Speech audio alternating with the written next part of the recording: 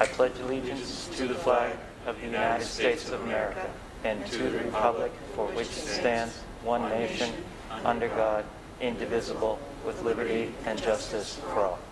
Please be seated. This is the January 11th meeting of the Clinton Public Schools School Committee. For those of you that may be joining us online, this meeting is being held both in person and remotely in accordance with the Governor of Massachusetts March 12, 2020 order suspending certain provisions of the open meeting law.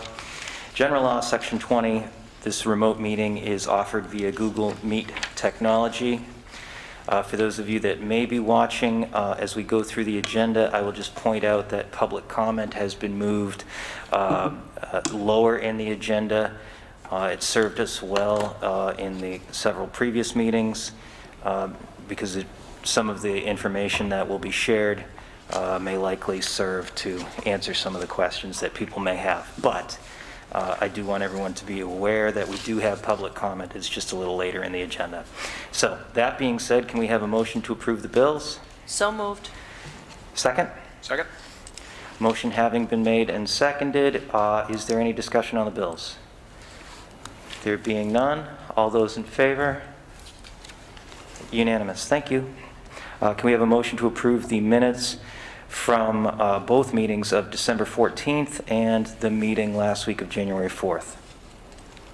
So moved. Thank you. Motion having been made and seconded, any discussion on both or either of those minutes? There being none, all those in favor? Also unanimous. Thank you. So as I said, we are going to move our public comment section below Dr. Meyer's report on our learning model update, hoping that that helps to inform our community and therefore any questions, comments. Dr. Meyer. Thank you. So the learning model update, just kind of a follow-up to pretty much what we had discussed on Monday the 4th. So in the first page here, I did go over, I put our last 3 weeks of data on this little table, just so we can see that our average daily incident rate per 100,000 has climbed from 77.1 to 77.6 to 91.3. And our percent positivity has increased from 11.8 to 12.81 to 14.55.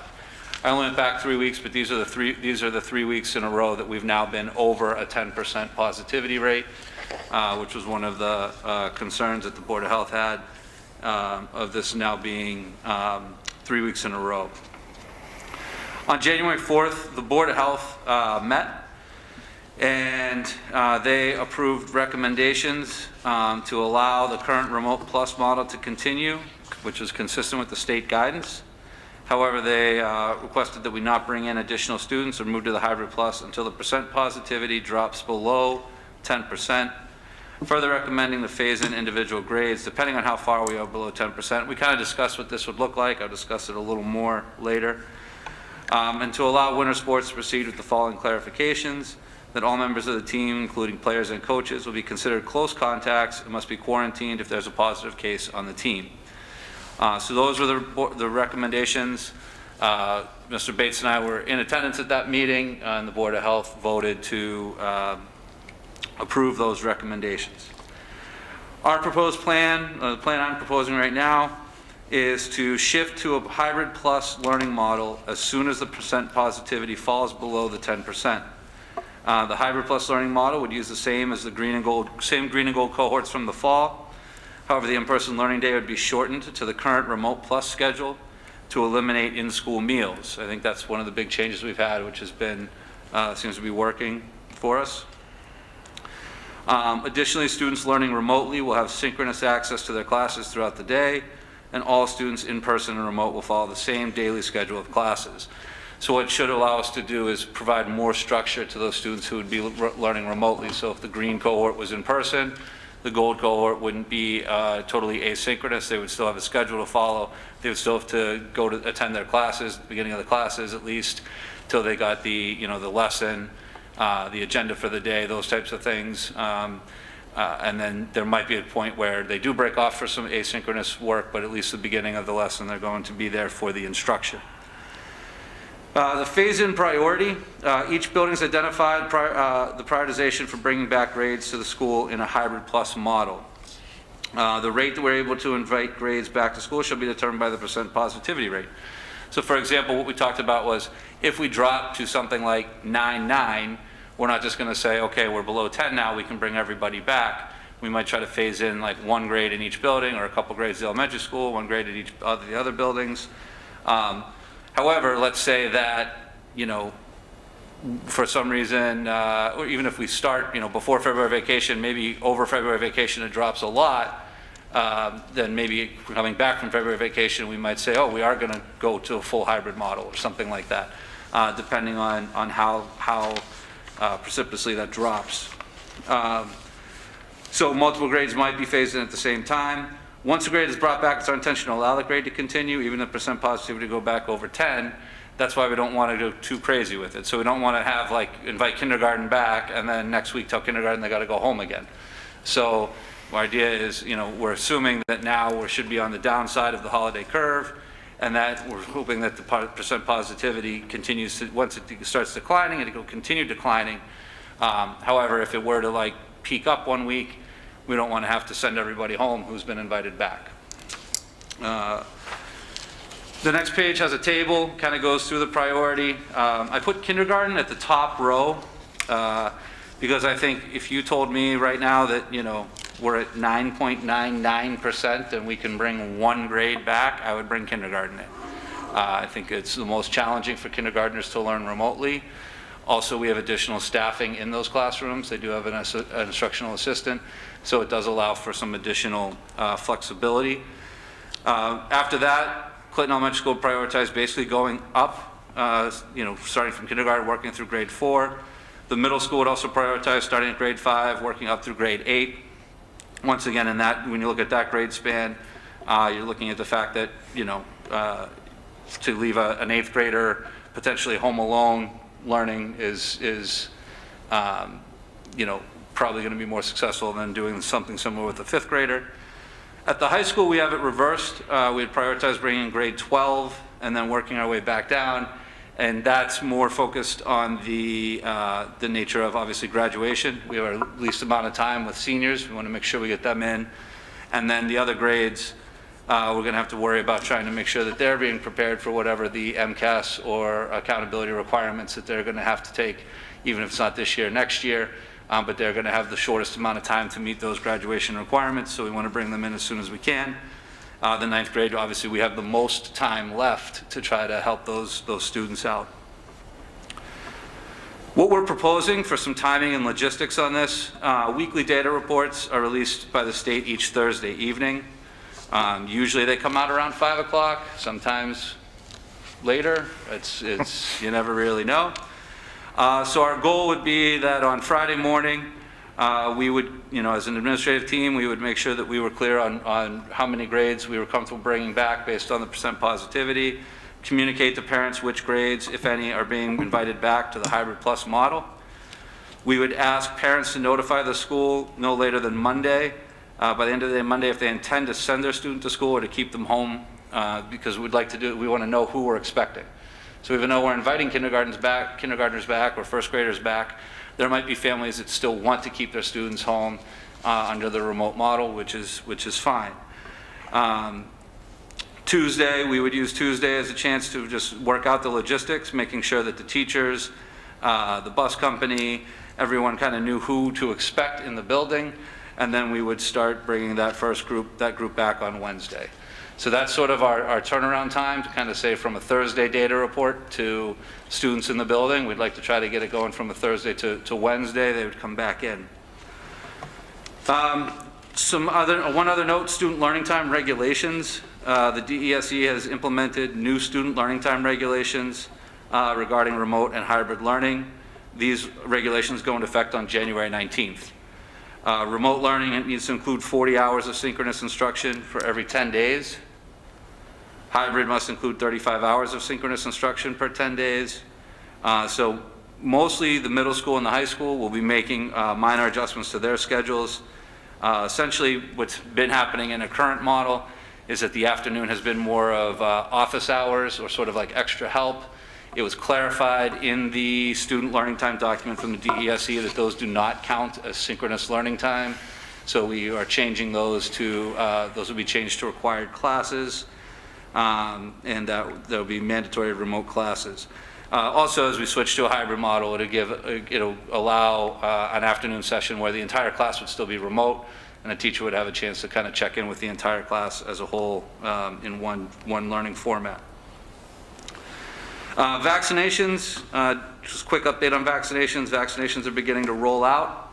The Board of Health is scheduled to hold a vaccine clinic for first responders later this week in the high school.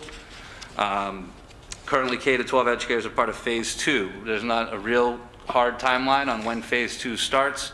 It's usually more of kind of a general sometime between February and April guideline that they're giving us. Preliminary survey results of the staff indicate that 87.3% of them will intend to receive the vaccination when it's offered to them. We did do a survey for that. Then we also, the survey also included questions on, if we had limited doses, do you have some sort of condition that you feel should basically prioritize you? And also, if we were to get unexpected doses, do you have a condition that might prioritize you, and would you be willing to take it on short notice? Just because they are doing some of the vaccination out of our high school, and we know that there is a spoilage factor, so if for some reason that were to happen, we want to be prepared. The one last item that I want to talk about, which I think it's a new development that I didn't put it in that write-up, but I did put the memo in here. So if you go a couple pages in your document past the updated graph and the state report, there's a memorandum regarding the pooled testing in K-12 schools. So on Friday, the governor and the commissioner announced this testing program for K-12 schools, and the idea is to begin testing students and staff using pooled testing. So pooled testing is basically, you have a group of people, you take all of their, take all their test samples and you test them at once, and if it's negative, then it's safe to assume that everyone in that sample was negative. If it comes back positive, then you have to drill down and try to figure out who's positive in the sample. We don't know much about this program yet. There's a webinar tomorrow, 10 o'clock, that we'll be attending to learn more information about it. There was a preliminary survey that went out that you had to indicate your interest in the program. We did complete the survey already, saying that we would be interested, but a lot of the questions on there that, gave the answer of I need more information, So, a lot of that was our answer to a lot of them, because we don't have all the information yet. But we did want to complete expressing interest. And I do think that, what this would do is this would allow us to kind of get a better sense of, what the true positivity rate in the school is, get a better understanding of, sort of the fear of sort of the asymptomatic people, really kind of try to narrow down how many of those are there, if there are. The state is providing this free for 6 weeks. So anyone who wants to participate in the program for 6 weeks is able to do so at no cost. And the additional, if you wanted to continue beyond that, you would have to pay for some of the supplies. We'll get more information on that. But we are also expecting that we will be getting an additional grant coming to all schools through the most recent COVID package that was passed over the holidays. And they're saying that grant would be eligible, the money in that grant would be eligible to pay for this type of program if it was something you wanted to continue going with. I think that the testing is a key it's a key step here. I believe the testing, along with the vaccinations, are 2 steps towards hopefully getting all our students back in school. I also think it's something that could maybe help speed up. I think if for some reason it takes longer than we're hoped to get below the 10% guideline set forth by the Board of Health, that if we're able to, when we see the timeline of when we can introduce this testing, the data we get from that testing may be able to influence that decision. and we might be able to make some changes to that if necessary at that time. So I think that it's good as far as it's an additional resource that the state would be sending our way. In terms of this, this past week, since we've been back, we did have 4 staff members who have been identified as positive this past week. 1 was in the building on Monday. I believe 2 were in the building on Monday and Tuesday, and 1 was in the building Monday, Tuesday, Wednesday. All of them were identified, well, at least the most recent 3 were directly identified as close contacts from gatherings that had happened previously to returning back to school, which is why they weren't in school. That's why once they were notified of that, they stopped coming to school and began quarantining, and we got their positive results over the weekend. As a result of that, we went through identified close contacts. I believe between positive cases, even including some who were positive over break, we had 17 staff members out at the elementary school today. But we did walk through, and Ms. Sylvia and I walked through every classroom today just to kind of check on all the staffing and make sure that we were adequately covered. We do have 4 classrooms in the middle school that we have switched to full remote. Basically, every classroom whose primary teacher was identified as positive, or a full-time staff member in the room was identified as positive, we switched the entire classroom to full remote for the quarantine period. So that's pretty much what I have as sort of an update, and sort of what we're proposing as a plan, trying to incorporate the Board of Health recommendation moving forward. So I don't know at this point if the board has any additional questions or wants any additional clarification. Yeah. And so if I don't know if we have any public comment in person here tonight or if we have any online, but I'd like to give the committee an opportunity to weigh in if they so choose first. Could I just there is no Yeah. public comment online right now. I would just say that. Well, I just want to give the committee a chance first. Right, I just want to make sure that people know if they do have a public comment and they want to start typing Yep. it now, because Sure. we'll want to be able to get it.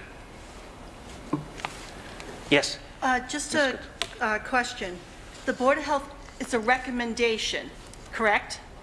So if we still wanted to continue with our plan to go back to school on the 19th, the board could do that, correct? The committee could do that? Yeah, Yeah. okay. Yeah. I mean, I think we would have to, I think I'd have to double check exactly how they voted it. I do think it was voted as a recommendation, but I do think that, essentially, much like when the Board of Health votes to like close the ball fields or something like that, I do think pretty much this would be their jurisdiction, that if we decided to disregard their recommendation, I think that basically it would just require them taking another meeting and adapting their vote, and then we wouldn't really, then they could force us into that. Yeah, right. I think the choice would be ours, but I think we probably do so at our peril and at the expense of the partnership that we forged with the Board of Health. But Yes and no. Like I said, it's their recommendation based on what they had at that time period. But now, like I said, I do believe that now that we've gone over the holidays, over the curve, I think we are going to keep going down. And I think by the 19th, we will be in the place where we can have the kindergarteners back and start bringing all the kids back in a hybrid model. And I think we had a good plan, and we've had a good plan going along. Do I think we jumped a little too soon into remote? Maybe. I'll go with that. But our plan to go back hybrid on the 19th, I still think is a good plan.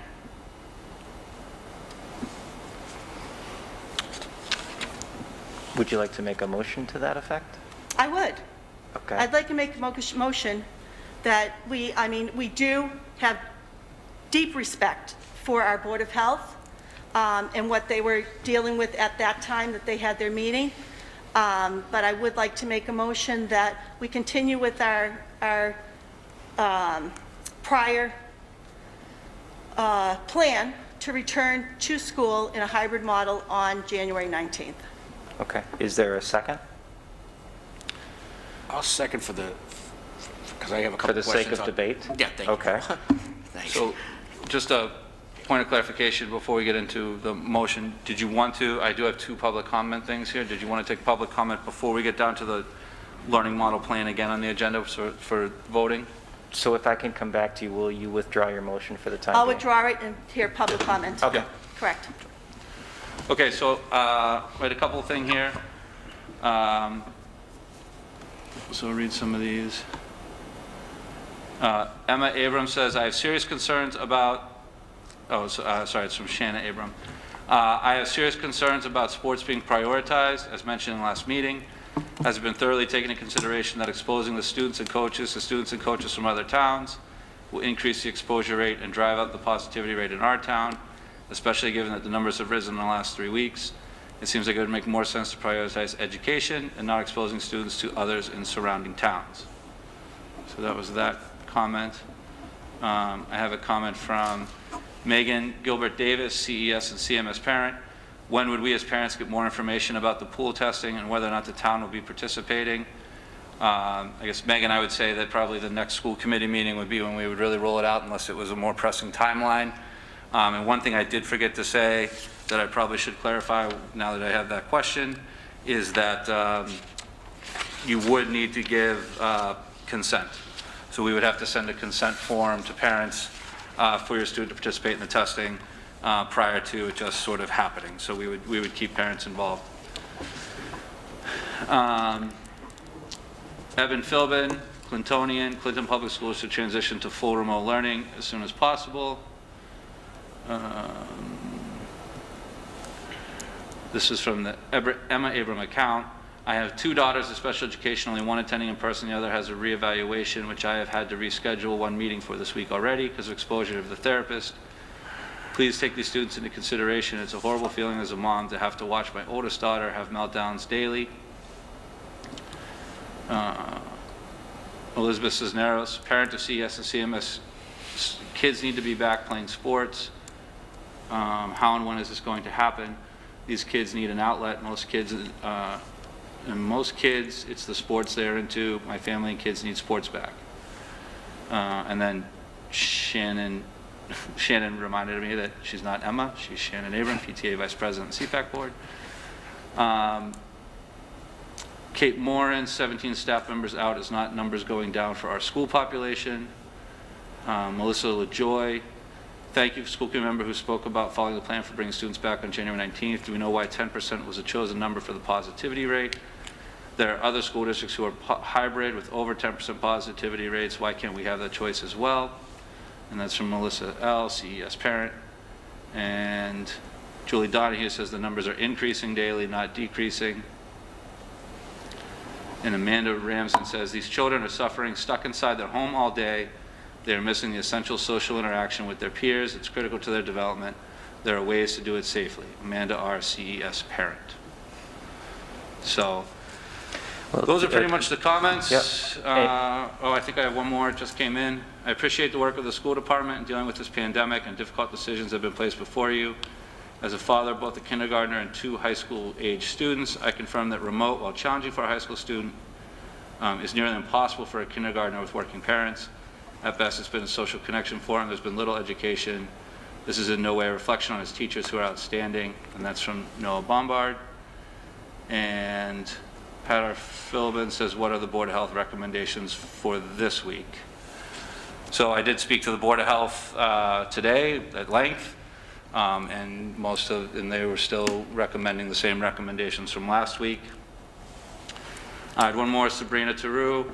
I just want to thank all the teachers and staff. Our children have been fully remote from the beginning and are thriving, and I know that has to do with the amazing teachers. I just want to thank you. All right. Well, so thank you to one second. Thank you to everyone who took the time to offer a comment here through the stream, and those that sent letters. Rest assured, when they come to us, either through Mary or to us directly. They are shared with the entire committee, so thank you for taking the time and being part of the process. I would just like to add to the public comments. I don't know about the other board members, but I know I've had a lot of communication with parents, teachers, and getting emails as well. And every parent, every teacher that I've spoke to want to go back to school. I've only had 3 emails that were negative to not go back. Everyone else I've spoke to wants to be back.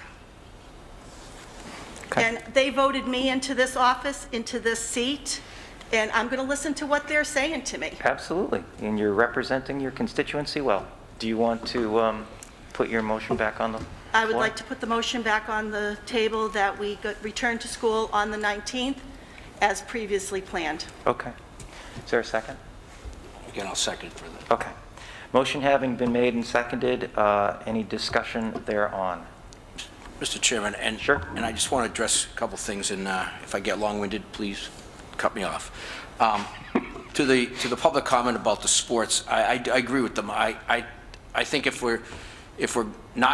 it's not safe medically to go back to school, then we shouldn't be bringing hundreds of kids from out of town into the school buildings to play sports. I'm all for it. If we can, and I'm not a medical professional, I don't pretend to be. I'm listening to the Board of Health, and I know Dr. Meyer and Joel have met with the Board of Health a number of times. I think our Board of Health does a great job, and there's no cookie-cutter answer. No matter what decision any of these boards make, whether selectmen, us, or whatever, some people be happy, some won't. But I do agree with them. I think anything that we can do for these kids outside of school, whether it's band, drama, whatever, is great, because they're cooped up. But I don't believe bringing, to say that we can't bring our own kids in here for an education because of the dangers medically, that we should be bringing literally hundreds of kids from out of town in, that we have no idea, what they're tracking. I mean, you think they're doing, they're tracking them, but we don't know that. If we can safely bring our kids back, and I'm going to, and again, I know Deb made the motion, and I'd like to know how that would look, and that's one of my next questions. But if we can bring our kids back, then let's play sports like they attended. On that same note, the Board of Health, and I don't have any updates, and maybe Steve does, the Board of Health's policy in the fall was if a town was red, they didn't, and if, in other words, if Clinton was red, we didn't go somewhere else, and if that town that was red, we wouldn't go there. Well, if we're red, I don't know how we could play anyway. And again, if we can work out I know they approve practices, and if we can keep doing that, fine, safely. But I don't want to, again, I say this for the 4th time, I don't want to turn our kids away from an education at the same time say, hey, come in from another town and play a sport here in town. So I would ask, unless, So I just don't want to Yeah. complicate things here. We have a motion on the table, and so let's use our time speaking Yep. to that motion, and then if you want a different motion. No, I wasn't making a motion, I just want to address that issue. But I Okay. would like to ask, if we did come back on the 19th, I guess, what would that look like? So I think our options, and Dr. Meyer, correct me if I'm wrong, but I think our options are to either implement the phased-in hybrid on Monday, the 19th, which is contrary to the Board of Health's recommendation, or to to stay with the recommendation and continue with the model that we currently have. And just for the sake of clarity, not every student is fully remote. That is not on the table right now. That is not part of this motion, and that isn't part of the phase-in plan. What we currently have is a model where the majority of our students are in a remote model, and a portion of our students, students with high needs and English language learners and others, are currently coming to school, and that is continuing. And so this motion, I believe, Mrs. Goodsell's motion, would be to add to that model by implementing the phase-in plan, which would be by the 19th, adding kindergarten in. That's correct, right? At kindergarten and then work our way up to everything else, but Yeah. yes. Okay, that's where I'm Yeah. confused. So. And- That's what so your motion is to start returning Start the people phase-in plan. on the 19th, regardless of the percent positivity, essentially. Right. And, you know, and it may not be going against the recommendation because by the 19th, it could be at 10%. But like I said, I do believe we're on the downward trend. The holidays are over, all of that's over, everyone's back to business. Those who were out celebrating and things like that aren't doing that now. And like I said, why do our kids have to suffer? Because people were out doing things they probably shouldn't be doing. So would, at the risk of not having talked with the committee about this, would you be open to a meeting on Friday? We'd probably have to do it remote, but due to schedules and whatnot, to see what the data looks like? I'd be open to it, but I do think we need to get the kids back in school. Okay. I just, So the data really doesn't play into it your would not, thinking? it would not Okay. change my decision at all. Okay. And like I said, and you know, to our teachers, kudos to you. I mean, all of the teachers I've spoke to, all are, get me back in there. I need the students in there. I need to have them in front of me. They need to be there. Our students come first. So many teachers say that to me. Our students come first. And they want them back in there. And like I said, other than 3 emails, every single person I've spoke to wants to be back on the 19th. Joel, maybe I'm the only one. Well, Hopefully I'm the one only- second. I want to give Mrs. Zepanis and Mr. Vrakis a chance. No, I just want to ask a question. I'm confused as to what the 19th would look like. So you're talking, So the motion, I believe, the motion would be on the 19th to continue with the model that we have, where students that are currently coming to Right. school and current students that are currently remote would stay in that model with the addition of all kindergarten coming back. okay, so it's not a hybrid.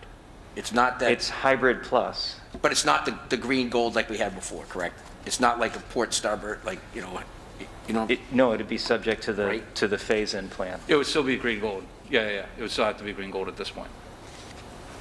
But instead of having all the green and all the gold come back, they would start with kindergarten coming back. Then they would start okay. 2 and Yeah, 3. okay, all right. Okay. Maybe 2, 3, and 4. Now I get it, okay. Sorry. Thank you. And as think kindergarten comes back and everything's going well, we have first and second come back. Everything's going well, we have third and fourth come back. And eventually, hopefully by February vacation, we're full back, Okay, got it. Thank you. hybrid. Appreciate it. So just to be clear, it sounds like what Deb is saying, if I'm not misunderstanding, is that she agrees with the recommendation of the Board of Health outside of the 10%, and that we would phase in by sticking to our plan of the 19th. That's what it sounds, yeah. That's what it sounds like. Right, I was just, I thought we were, and I'm not, and Steve could clarify. So I thought when you said we're going to go back, I thought you meant the old hybrid where, Like everybody. 50% All of the the kids would grades. come, and then the next week the other half. That's what I thought the motion was. So I'll share this because I think it's relevant. I did receive a text from Robin Quist, the CTA president, and she has stated that the CTA is not recommending that we bring any more students back until the positivity rate goes below 10%. We would like to go on record with that position. So Okay, so noted. just to share that. Please. So I really applaud everybody, administrators, teachers, all the school staff. I mean, the efforts that have been put into place to keep our kids safe, to get the high-risk kids back into school. And as far as I know, we've had no proven transmissions in the school. Is that correct? So I want nothing more than to get our kids back into school. But I'm leaning towards going with the Board of Health's recommendation. The numbers are here. We've been climbing. It's only Monday, but you can't say for sure what Thursday's numbers are going to bring. And I think taking it the way the Board of Health is approaching it and making these decisions based on the data that's in front of us is what we need to continue to go with. So I would be more inclined to go with the Board of Health's recommendation and start the phase-in after, after the numbers start to go below the 10%. one comment I will make about sports and, all the other various extracurricular activities is that we all have the best interests of the children in mind. We want them all to be involved, to be, from a health standpoint, keeping them active is good, whatever club, whatever music or band or drama, whatever they want to belong to. We've seen the notes from the MIAA. They have put a lot of time and energy into this to get these kids to play sports. And if anything, the pods that we're invited to, that we're playing with, if anything, I would think some of those towns would be coming back to Clinton saying, we don't want you coming here because, we know where Clinton is as far as the number goes.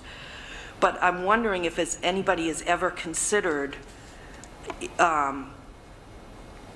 having the children who are playing sports go to a remote-only learning model that allows them to stay on their sports team, but not cause, not have people have to have them coming into school after they've been around kids from the other pod towns.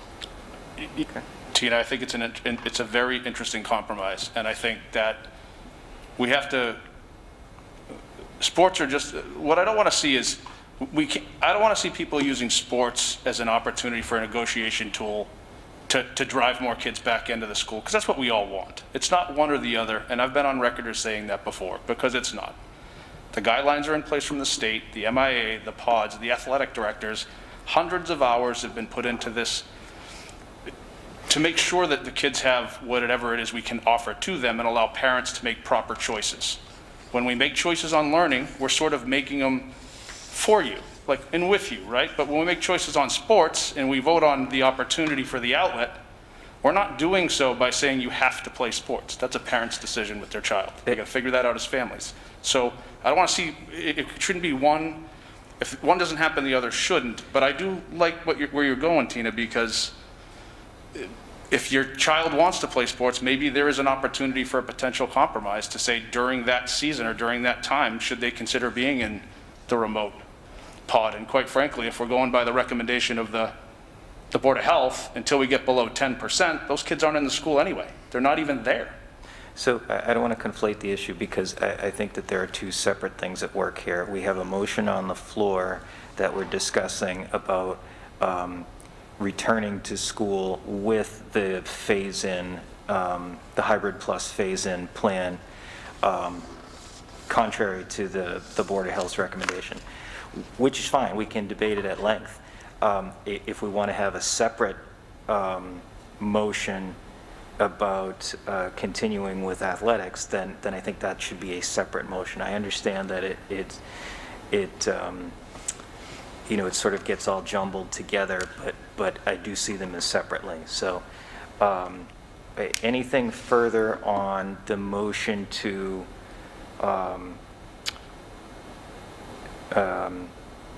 sorry, Mary, could you repeat it? The motion on January 19th to disregard the recommendation of the Board of Health and to move toward a hybrid plus phase-in?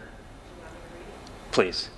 So, Mrs. Fritzl motion to return to school on the 19th as previous planned with the phase-in plan regardless of the Board of Health recommendation of waiting until it was below 10%.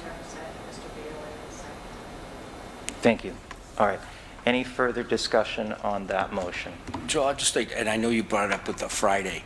I don't know what the numbers will be. Nobody here does. I would ask that, Deb, if you could consider withdrawing the motion, and maybe we do a remote meeting on Thursday with looking at the newer numbers. And if they've, and again, I know 10% is the benchmark that the Board of Health meant, but like Steve alluded to, if it goes to 9 point something. So if there's some significant drop in, Steve or yourself meet with the Board of Health and they're happy with the direction it's going, and it facilitates getting back Tuesday. The only reason I say Thursday is Monday's the holiday. So if we meet Friday night, we say, hey, we're coming back Tuesday, it doesn't give anybody, your staff any time or any families time to, so if we could just, I guess, table it or withdraw it till Thursday. And I think I'd rather do the opposite. Okay. do the motion now, and then if the numbers are going still up and not coming down, then have a meeting. Okay, I just, What do you, So we have a motion on the Okay. floor. It's been seconded. We've had discussion on it.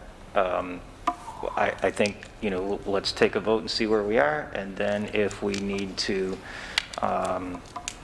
make a different motion, we can do that. Any further discussion? Okay.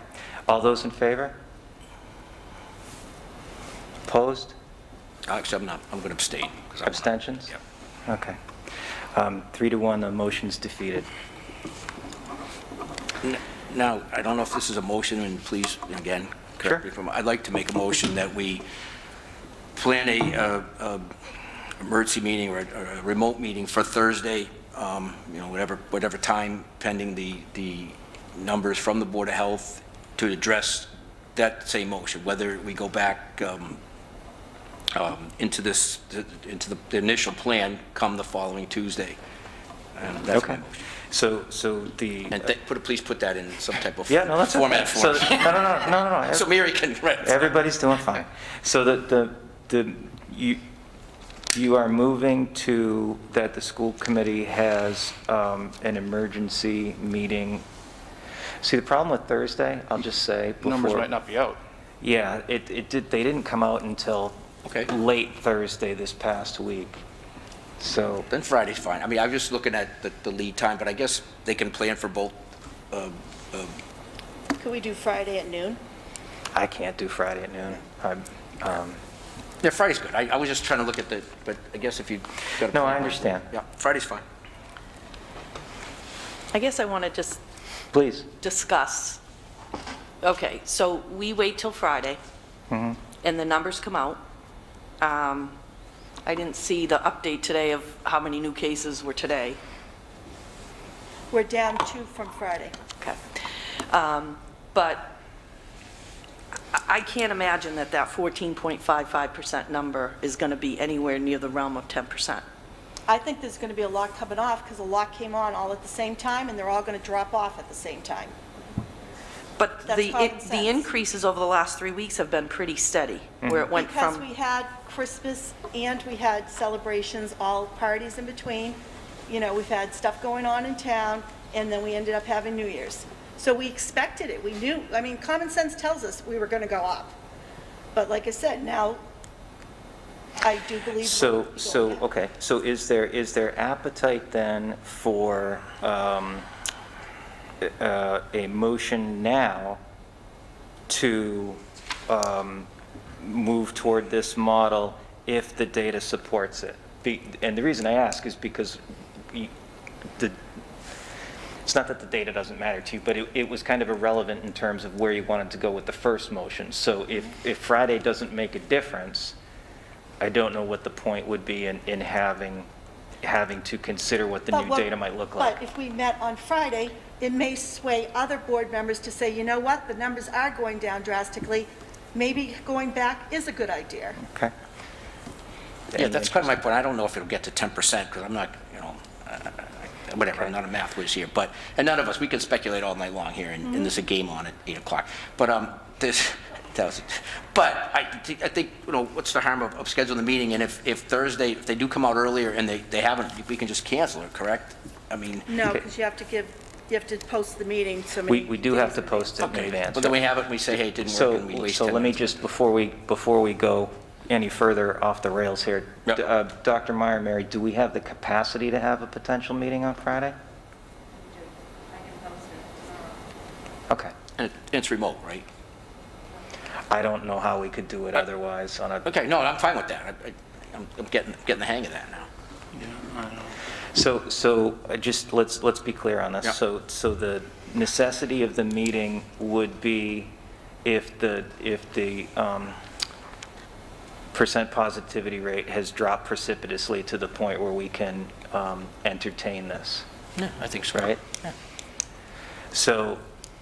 So the motion then, I think, would be to,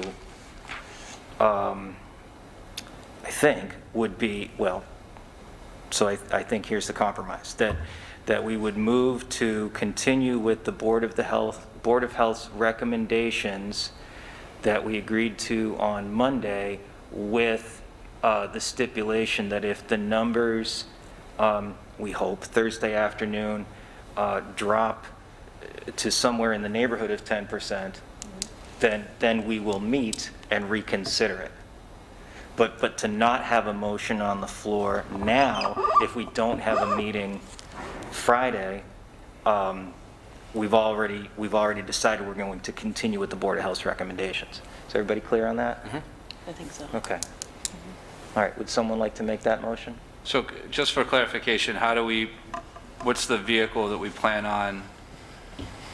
So for example, the Board of Health made a recommendation that they said 10%. Right.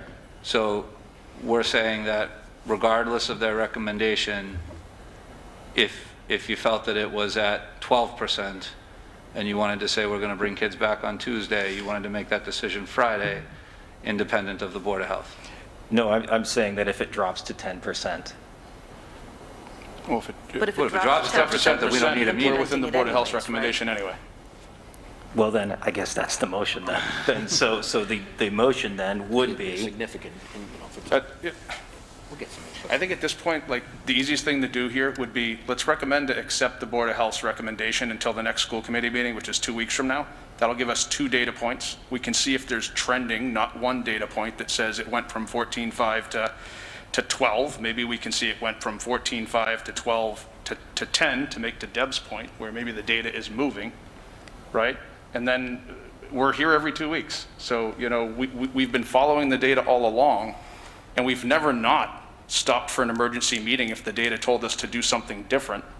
So in sake of making a simple motion, No, that that's- would be my motion, is Yeah, to say, I- let's go with the Board of Health's recommendation I appreciate your until clarity. 2 weeks from now, and then let's see what the data trending tells us to what happens next. Okay. Is there a second? I'll second that. Okay. All right. Motion having been made and seconded, thank you, Mr. Varakis, for your clarity, and I apologize for my lack of clarity. Do we have any further discussion on this motion? Yes, I just want to thank you, Mr. Chairman. You don't ever need to apologize. These are just such uncharted waters that we are all going through right now.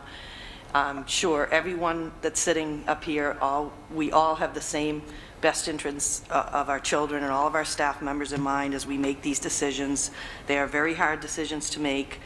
But I do feel that our relationship with the Board of Health and how hard they have worked with us together to come up with what they feel is a plan, that's why I'm supporting this at this time. And I would also add, Tina, that just to Mr. Bailey and Ms. Goodsell's point, clarity around data is extremely important in times that are trying like this. So as we continue to partner with the Board of Health and want to get everybody back to school, because it's what we all want. There's no one that's sitting up here that wants these kids not in school. Absolutely. There's no one up here Right. that doesn't want these kids playing sports. We want our kids back to normalcy. But data is going to help us drive some of those decisions, and having conversations around clusters and where spread happens and how to understand, you know, recommendations on number of positive cases and how many addresses that impacts or where the clusters come from. I'm sure the reason they're offering up this free testing from a data perspective is that if they go out there and they test a bunch of students for free over a certain number of weeks, they will have some benchmark information that tells them what the potential positivity rate is within the schools. They're not doing this for free for nothing. They're doing it to get data. And the more data we have, the smarter we can become about the options that we can offer out to our families. So I don't disagree with anything that Brenny and what Mrs. Goodsell is saying, but I think at the end of the day, we need to get more refined with our partnership with the Board of Health around the data, the clusters, the spread, and how we can articulate back to our parents and our staff for their own confidence and safety, because that's the only way we get to confidence is with the information. But also, too, data can go both ways, because you have towns like Gardner and, you know, other towns in this area whose numbers are way higher than ours, and they're back in school. You know, and where did the Board of Health come up with the 10%? Was that, they just said 10%, or is that a guideline? Is that something? So the only two things I would just chime in is I had a conversation with the Gardner superintendent about their data and their learning model the other day. And the reason Gardner is still in their current learning model and tight in spite of their data is because of the prison. So because of the large number of cases that are in the prison in Gardner, they know that So that's a numbers- cluster, they know that that's not part of the general population. So when they're able to desegregate that data out, it's not as high. So that was one of those things, and I don't know if that's the same impact on Air Shirley or not, but it could be. And when we published that, when I put those tables together the other day, it did not indicate that. And honestly, until I had the conversation with the Gardner superintendent, I completely forgot that there was a prison in Gardner. So. Thank you. Did you finish your thought? Yes, Okay. like I said, I'm just,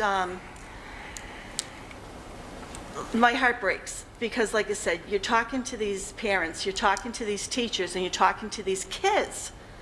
And and I know, like I said, Dr. Meyer said, what the CTA, is saying, stay with the 10%. But I've talked to dozens of teachers who want to be back. And like I said, kids aren't getting what they need from home. They're not getting the speech therapy. They're not getting all these things. I mean, they're getting it, but on Zoom remote isn't doing it. And like I said, the younger grades, kindergarten, pre-K, 1, these are our learners. These are kids that need to learn how to interact, and I can't, going to work every day, seeing, how isolated and depressed the seniors get. These kids are going through the same darn thing. And it's like, I just think we need to get them back. And like I said, I think we're over that curve. We had talked about it previously. We also talked about if we didn't go back on the 19th, we weren't doing sports. I mean, there's so much that, I'm getting emotional now. Like I said, just the people who I've talked to, this is what they've asked me to portray to the rest of the board. And this is what I'm trying to get across to you. And I'm not an eloquent speaker, but like I said, this is just from my heart, what they've said. And I think we should at least acknowledge the fact that these parents, teachers, and children want to be back. And like I said, now that we're on the other side of the curve, we had a plan. I want to stick by our plan. So noted. Thank you. Thank you. Anyone else? Yeah, I just want to, and just to clarify, when I was answering that public comment about sports, and I don't know how you meant this, Matt, but I wasn't trying to use sports as any type of negotiating tool to bring the kids back. My son goes to Clinton High. He played a fall sport, and the fall was a little bit different, where we started off green or yellow, and as the season kind of wound down, it turned into red, and it just kind of, when it came time to shut the sport off, the season ended at the same time. So it kind of it affected some of the I think the soccer a little bit with their senior nights, but it kind of ended right on time, if you will. I'm in favor of, I know we have kids at co-op with gymnastics and hockey with other towns, and I know we have the boys and girls basketball here, and I'm in favor of it all along. What I'm having a hard time with is when, and I'm not, I know everybody at this board, I know the people on the Board of Health personally, and they do a phenomenal job, and this is probably not what they signed up for a couple of years ago when they got on there to do restaurant inspections, but they've done a great job, and they've come up with these numbers, and we're trying to get a head around it. What my concern is, as I said originally, is, if our kids are playing amongst themselves, it's risky enough, and you look at the colleges and the pro leagues are all closing down or postponing because they have these. It's a contagious sickness, disease. So now they were practicing in-house here, which was fine, and I think it was Deb or Matt, someone said, on the 19th, when that's when the season was going to start. But now we're going to start bringing kids in from regional schools or just our towns. I know Hudson just had, 8 students test positive, and we have no way of tracking, who was in that household. So, we don't, and I don't know, and I'm not going to put anybody on the spot here, but some of our players, with any of those sports, are they also coming to school? So are we now not instead of trying to do everything we can to bring the numbers down, are we in effect bringing more cases into town? And that was my concern. I'm not anti-sport. I'm not trying to shut it down. We're all saying, hey, we want to do everything we can to lower the number and bring more kids back. But at the same time, we're bringing kids in from out of town over sports. And maybe, like I said, maybe we can still practice and play within ourselves, kind of 5-on-5 or something, so they can still play the game without putting residents of Clinton at risk and at the same time if we travel to another town. That was my thing. I wasn't trying to negotiate, I wasn't trying to tie the two together, but I have a concern when you say to a parent, our numbers are too high to bring your kids back for an education, but they're not too high to bring 50 kids from another town in here to play a sport. That's my concern. Well, okay. And that's all I was saying. Yeah, no, I'm I not making a understand. motion, I'm just trying to clarify my No, position. I understand. It's not 50 kids, and Well- and the ADs do talk to one another, that if a Well, it you is know, 50 kids. If we have 5 teams with 10 kids on a team, we have 2 girls and 3 boys, right? That's 50 kids. So when we go on the road, we're playing, our 50 kids are going on the road. So when someone comes here, I'm not saying they're coming in as a mass of 50 No, kids, and but they're bringing, so when you add the pod up, you're bringing, well, at the end of this season, you'll have brought 300 kids from out of town into Clinton. Right, but the pods also you brought them in to be in the gym that then gets fogged, and there's only a certain controllable environment. It's not as if these kids are here where the other 1,000 kids are in the school learning. So I guess it goes back to the cluster data, right? There's very little data that says that is in support of in sports, seeing numbers rise because of in sports. So I don't disagree with you, Brenny, but that's a controllable environment we can control when the buildings are empty. Well, there's not that's my point, there's not Well, 1,000 kids. Hold on, everybody, hold on. Can we, That motion's still on the table, yeah. yeah, no, I know. Can we entertain this motion first, and if you feel strongly about going back and revisiting the other piece, we can do that separately? What's the motion? The motion is to continue with the recommendation of the Board of Health. And then with the potential of revisiting it, I think, just like anything, we could Right. revisit it at the next meeting. But essentially, from now till the 25th. we would follow the Board of Health recommendation. If for some reason we did go to below 10 next week, or we went below 10 the week after, we would start bringing kids back. If we don't, by the 25th, we have 2 weeks now to discuss with the Board of Health. So if we do see some positive trend, maybe there is some sort of leeway or developments too. I mean, we don't know what the testing data, when that testing program is going to start or anything like that too. So, between now and the 25th, we would have a chance. The thing I would just say, the thing I like about that is I think we have worked hard to have a relationship with the Board of Health and to try to work collaboratively with them. And I think this way it kind of honors their recommendation, at least for 2 weeks till we can see. And like Deb, I agree with you. I mean, I think that this is going to drop off pretty soon. But I think we need to kind of start seeing it to drop off, because right now it keeps going up. And I would say based on the cases that we're getting, I don't anticipate that it's, we get the list of cases every morning with the addresses, and the last couple of days haven't been terrible. I mean, they haven't been like the 20 or 30, but I'm still, I doubt there's going to be a major drop this week, but I'm hoping that kind of the next week there would be, and that's what Mr. Lipka said today as well. They don't really anticipate a huge drop this week because of the number of cases that they know have been reported already. Also, can I just add Please, too, with please.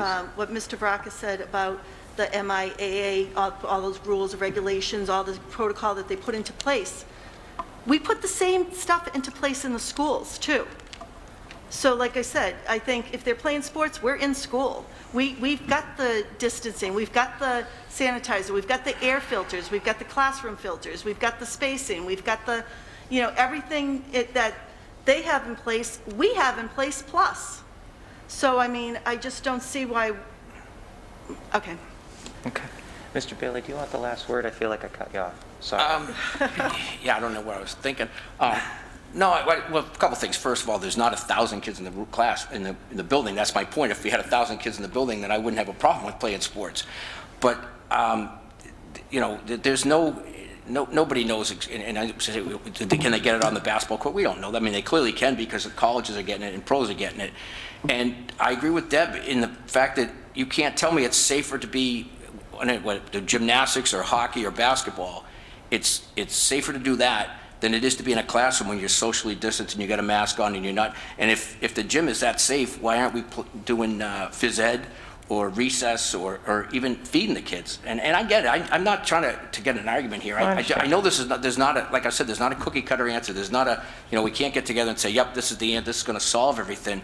But I just, again, I want to be cautious as to playing games and and I mean playing matches, in an event where we're bringing kids into town or people into town that you're just adding more bodies into the building. And my math I came up with, and again, you correct me, you've had 5 teams and there's, 6 games over the year. That's 300 kids that are coming in I apologize. here. I didn't know Yeah, you meant and over the length No, I of don't the mean all at season. once, but so we're saying we can't, and I'm not disputing the Board of Health, and I agree that, they came up with a number that they through all the meetings they go to and everyone in the state that they meet with, 10% seem to be the number, and then 15% on the cases each week, and they're tracking these numbers.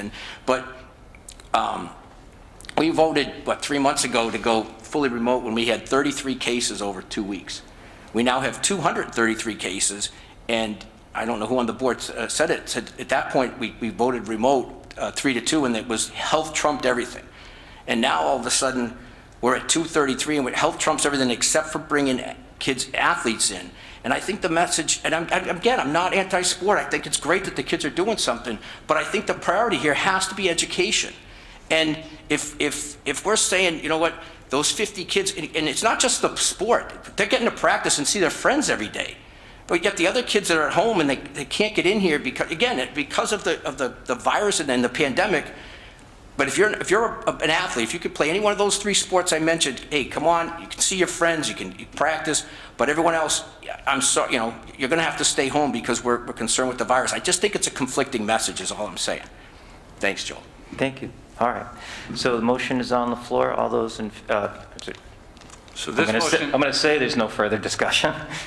is this motion that's on, is this, when we say following the Board of Health recommendations, this is just a clarification. Is this specific to the learning model, or is this specific to all of the Board of Health recommendations, including the winter sports recommendation? Just because I feel like we've now sort of discussed both those topics, and I don't know if that needs to be, if those need to be 2 separate motions, or if that Mary, needs what's to the motion on the floor? Sorry. Mr. Varadis moved to accept the Board of Health recommendations until the next meeting, 2 weeks from now, on January 25th, and at that time, the numbers will be reviewed and considered. Okay. So I would say that is the recommendations in total. So And then that- if we want to make a separate motion to entertain athletics, I guess we could do that after the fact, but Well, I guess my question is, if you look at the page where I have the Board of Health recommendations written out, there are 3 bullets. I think it's the 3rd page in your packet. So those would be the Board of Health recommendations that were Oh, right. approved at the last meeting. So if those are the ones that we're voting to approve, that's the only thing I was just trying to make sure that we were clear on what was being voted on. So the recommendation of the Board of Health is that in order for the kids to go to school, it has to be below 10%, but in order for them to play fall sports, it's okay. That's what I'm seeing here? It's for winter sports, yeah, and the part of the rationale for that, though, is the fact that the winter sports is an independent cohort right now. But those kids, even if they're at the gym with just their team and they're exposed, are going to be at school, right? For what? What do you mean? No one's I in mean- school right now. But if they're exposed, they're going to go to school the next day with their friends, or, Well, No, because right now they're no all one's in school. right now they're all No one's remote. in school right now. Yeah. Which I think if it comes to a point, at some point, to Tina's point earlier about like if kids are going to potentially play sports, should they be remote, that's probably a conversation down the road. So all thank you for the clarification. I guess I'm I just asking wondered for, if the numbers go up because, let's say Hudson comes in. As far as I know, when And I first affects our reviewed the list, team. yeah, unless there's been a roster I mean, our change. numbers are going to go up, and then the kids still can't go back to school because our numbers went up again. This is what I'm saying, we're just, It's, well, I mean, I think I look at it as kind of a pretty small microcosm, but I understand your point. So's hanging But out that- down Sterling but Street Deb- Brewery, Deb, you know? that could happen if a student athlete is working at Shaw's. They and- are. And, they're working at Shaw's, they're working everywhere, but they can't come to school. okay, all right.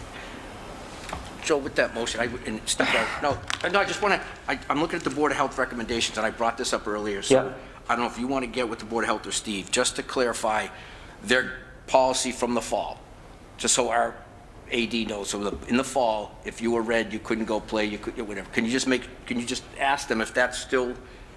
Well, that's not the policy. That's No, why they, it that's says why right they met here. with the Board of Health no. Friday. All right, listen, we can't. I just need clarification. We can't all talk No, at no. once, please. But I think that's why they presented to the Board of Health, and Joel and Steve went to the Board of Health meeting, was to get clarification on what they recommended. I do believe, I can double check with them, but I believe it's my understanding that when they approved this, that was part of the reason why they wanted to address this specifically, was because they had to, because of the previous I think so condition too. with I the just Reds. want to make Yeah. sure we don't make a motion and then find out that this conflict that we're Yeah, talking to. They endorsed this. Yeah. The Board of Health endorsed this Friday. That was our emergency, last Monday when we had the meeting. This was their endorsement Okay, that they agreed to. Yeah, just check. thank you. Again, thank you. That's all I'm saying. There being no further discussion, all those in favor? 3 opposed? 1 abstentions? 1. Okay. Thank you. Thank you. I would echo my fellow board members and say how much I appreciate all of you. I know this is not easy, and I know that all of your hearts are absolutely in the right places, and to a degree, all of you are right. So, all right, we have a direction. Thank you. And we'll continue our conversations with the Board of Health, and if we need to go back, like I said, if we see, in 2 weeks, we can revisit it. If we start seeing positive movement in the numbers, if they want to, if they want to recommend, or if we want to decide at that point to maybe bring back kindergarten or something like that, we could look at that. Thank you. All right. All right. So now superintendent's report? Yes, please. All right, so the first thing I want to do is introduce a new staff member. We did mention that Chris DeHaan was appointed the Director of Technology. He officially started, I think it was December 20th. He's here tonight, so Chris, you want to introduce yourself, maybe say a few words? I won't take up too much of your time. No, There's please. plenty of other things more important, but just want to say hello. I just put a mask face to the name. Thrilled to be here. I can't wait. It's been 4 weeks. I can already tell what a great environment and community this is. I can obviously tell by tonight the spirit of faith that's been going on regarding this pandemic and how things will be going. Just quickly, I'm a big believer in technology. Obviously, it's been a huge, crucial part of education and learning, especially over the last 10 months. But, I'm a big believer in that technology doesn't dictate the education, but the education and the learning dictates the technology and how it's used and how it's bridged. And, the most important people are obviously our staff members and our students, and making sure that technology doesn't get in the way, but helps aid that learning, helps that education. So, thrilled to be here, excited for the challenge. Everyone's been great. Everyone I've met, buildings have been terrific. The administration, staff, a few students I've been able to interact with. And, looking forward to the Well, next few thank years you. being here in Clinton. So Thank you very much. You have a enormous job in front of you, and we're grateful you're here. Welcome. Yeah, welcome. Welcome.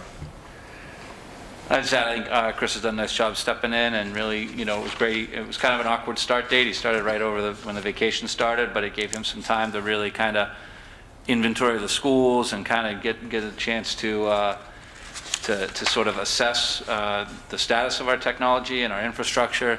And then I remember talking to him on like the Monday after we came back, and he was like, yeah, today's my first real day, because he started dealing with the troubleshooting and the things that came up. But it's good.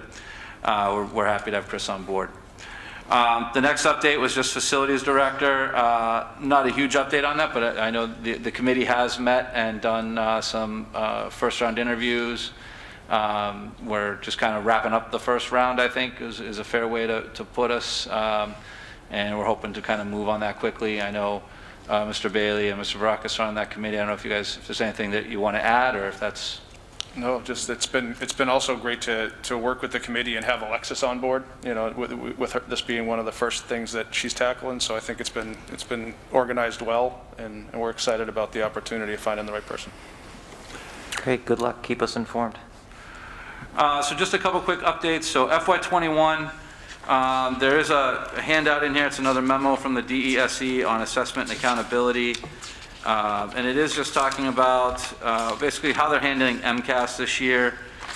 They are planning on doing, so they are going to make the, modify the competency determination so the class of 2021. That's something similar they did last year.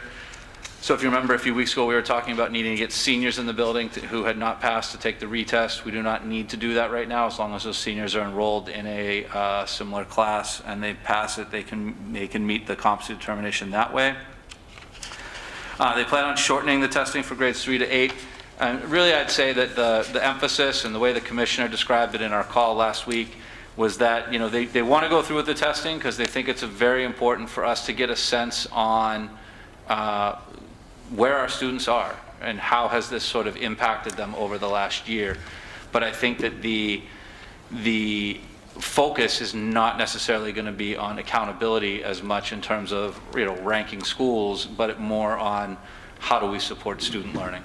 Isn't it almost as much about keeping the validity and reliability of the test in place as well, the tests themselves, since you norm it each year against a group of students? Correct. I think that's part of what they're shortening the sample size, but they're trying to keep it in to a substantial enough model to keep the integrity of the test. Right. Yep. So Mr. Bailey might take a math test, and Mrs. Zapantis might take an ELA test, and I might take a science test, but we might not take the same test at the same time. Because there'll be more of a sampling. Right. Yeah, I mean, they haven't rolled out the exact how it's going to look, but I think that's part of what they talked about. Or it could potentially be, yeah, something to that effect, exactly. So I mentioned the accountability relief, and the access testing window has been extended, and the MCAS biology test doesn't really affect us, but some schools on, say, block schedules would give that science exam in February. They're saying that they can push that off till June. The next thing I had here is just a mid-year goals update. This is a pretty brief mid-year goals update. I know a lot of times I give you a whole bunch of evidence and stuff, but I just didn't have time to put a whole bunch of evidence together, so I tried to give you the brief bulleted list. You know, if you look, our first goal is supporting physical wellness, and I think, you know, this is kind of updating a lot of those things that we talk about every day, or every meeting. Supporting mental wellness. We do have the Clinton Elementary School has a social emotional learning team that is still participating in the DESE's social emotional learning MTSS, or the Tiered System of Support Academy.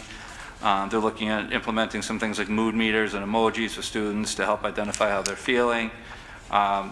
Even our new ELA program has SEL frameworks embedded into the curriculum. CMS and CHS have been using an advisory check-in with students to try to keep a check-in on how students are doing. Goal 3 is really assessing the rest of all learners. We've been doing the iReady assessment from K to 8, so they were given everyone was given a diagnostic assessment at the beginning of the year. The second diagnostic is scheduled to be given at the halfway point of the year, which we're approaching right about the beginning of February. We will have, you know, students will be able to take it remotely if they have to. It is a computer generated assessment. The high school special education teachers have been trained in the Linkit assessment. They have not been able to implement that yet, but that's a free assessment from the state that they're hoping to use. And just, you know, the sheer amount of meetings that they've had, 430 IEP meetings regarding COVID regression, and looking at those were all held, those had to be held by December 15th. And that we have actually been accepted as an early adopter for the IEP Improvement Project, which means we'll be doing some professional development and looking at how we can improve IEPs. Meeting the needs of all learners through Universal Design for Learning. We have been still have our ongoing technical assistance with Rodriguez Educational Consulting. I believe our next day is tomorrow. That'll be primarily with the administration, with the principals, to try to sort of make sure we're on checking in for the next steps. At this point, almost all staff have participated in the UDL overview, the Universal Design for Learning overview training, and developed a problem of practice. The next phase will really focus on incorporating into planning. We're also planning on starting a UDL, the book is called UDL Now, book study with our building leadership teams. That's another that the RICA will facilitate. Using technology to support the transition to remote learning if necessary. Technology PD was the focus of the full-day PD on October 23rd, focused on learning things like Google Meet, additional resources like Jamboard, Pear Deck, and a lot of our SLPs have completed the bilingual certification for telehealth. And then our last goal is promoting social justice and racial equality by continuing to address unconscious bias in the curriculum, working to support families for whom English is not their primary language. So we did hire a family outreach coordinator funded through the Title III grant. She started on 11/30/2020 to help support our families fluent in Spanish Portuguese. You met her. She's been doing a great job. You know, it's so much better now if I get someone will reply to my, you know, I send out my emails, I'll get a reply in Spanish or Portuguese. Instead of me having to do my best Google translating, I'm able to forward it, and she's able to reach out, and I think it's really helping those That's families great. a lot better. We did have the parent orientation meetings at the beginning of the year. We had bilingual translators supported 114 different families during those meetings. That's great. We were awarded a teacher diversification pilot program grant, so we are participating in the DESE's diversity network. We have a session meeting tomorrow. First session was on November 19th. Next is on January 12th. Those are really primarily focused on recruiting and retaining teachers of color. We've been contracting with the DESE PD partner TNTP, and right now we're designing and recruiting a district-wide equity team. So we did an initial survey. We're trying to round out that team. And so 10 members have expressed interest so far. We're trying to get a few more members to just try to round out some of our different stakeholder areas. TNTP will convene support and try to train that equity team. The primary goals will be to develop an equity statement and set some goals as a district through that equity team, and also to have the equity team sort of start to share those goals and that plan through PD on March 29th. So I know that's a very quick overview of 6 goals, but I just want you to, you know, I think it's important just to realize that I know we spend a lot of time doing contact tracing and talking about reopening. There's still a lot of things going on, Right. you know, behind the scenes, and it's been a challenge with how fluid things have been, but I think we're still making headway in those areas. The next one was an update from the food service department. The food service, you know, I won't read all of this to you. You know, we are doing grab and go. Basically, the financial position is much improved with the not having to collect the lunch meal, the lunch money. Basically, able to bill directly for those meals. We are currently only operating half staff because we're only working out of the CES cafeteria right now, and then we're delivering meals. They have received significant grants. You know, 18.5 from Project Bread, 2,500 from Fallon, 11,656 from the CVRF. And one of the things we have purchased, which is one of the reasons why I wanted to update this to you, one of the things we were able to purchase through those grant funds was a new van. So they have it's a transit van. It's not for pupil transportation, but it's for delivering meals. And the idea is part of what we signed up for last year was to be a summer food distribution site. So kind of like last year, how if you remember when we were shut down, we had the multiple pickup sites where we would drive around town. The goal is to try to make sure that we're able to offer those this summer. Last year, we were able to use our vans. Right now, the food service isn't able to use our current vans because our current vans are being used to transport students. So they were able to purchase that. Mr. Van Ass and Mr. Armstrong have been asked by Project Bread to be part of a statewide panel presenting to schools about becoming a new summer food service program. That's coming up, I believe, next month. And there's a couple other updates. You know, over 130,000 meals have been served since we closed in March. So overall, I think food service they've been very flexible, and they've been able to make this work, especially with the grab and go meals, and anything any changes we've needed to make, I'm, able to call Mr. Vanass, and they've been pretty flexible with it. So it's good. Yep. I have a quick question. Yeah. Go Oh, ahead. I'm sorry, Brenda, I didn't see, go right I ahead. was just going to make a quick statement. I just, to the food services, this, some good has come out of this pandemic, and one is the job that the food services, Mr. Vanass and his staff have done. And I know Deb at the senior center and Tina with their work at down at Wheat, they see the need for food in the community. And over these several months, I've seen staff from the middle school, the guidance department, psychologists out, in their own cars, picking up food down at the elementary school, and then, dropping it to those needy families where the parents are at work and these kids are home alone. So the job that your staff has done, Steve, in this area, I mean, all in all, but in this area, in this community, has just been tremendous. So please, I know Dave Vanass is not watching this, but please pass on, not a chance. The game's on, Dave's not watching this.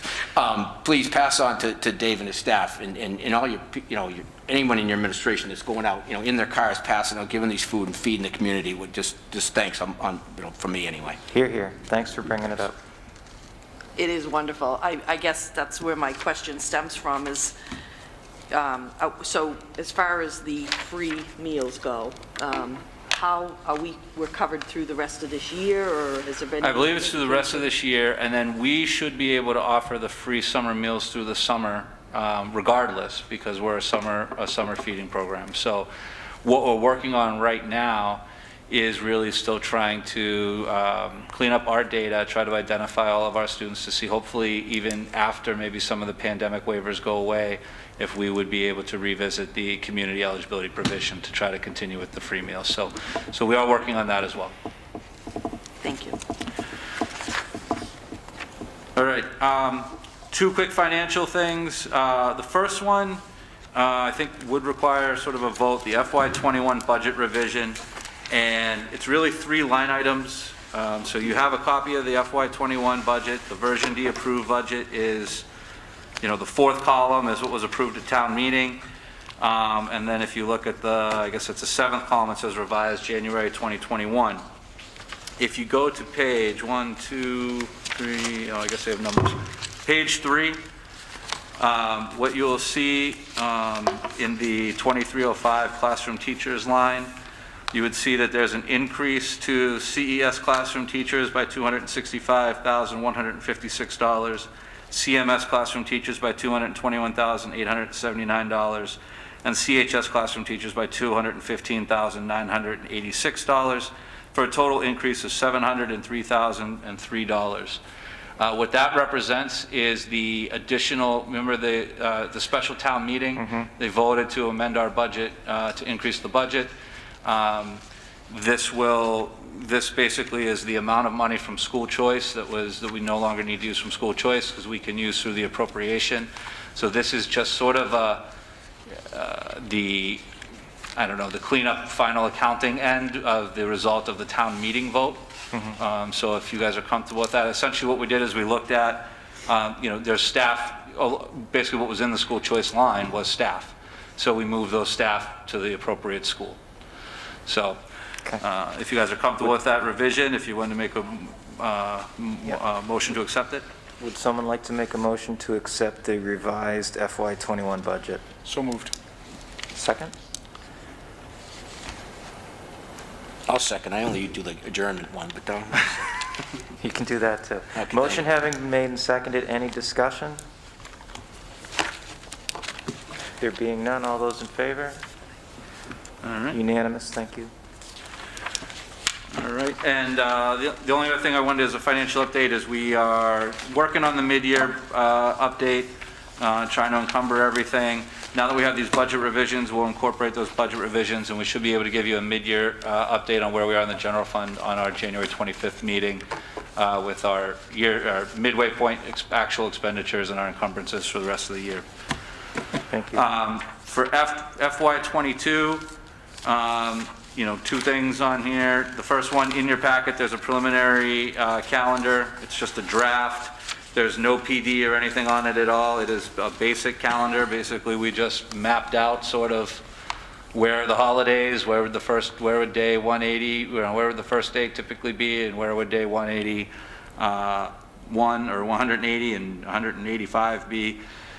So we don't need to take any action on this yet. It's just on my to-do list. I like to start getting the calendar going in January. So here's the draft. I want to make sure we're staying on it, but we'll have to start entertaining and filling in professional development and those type of things over the coming meetings.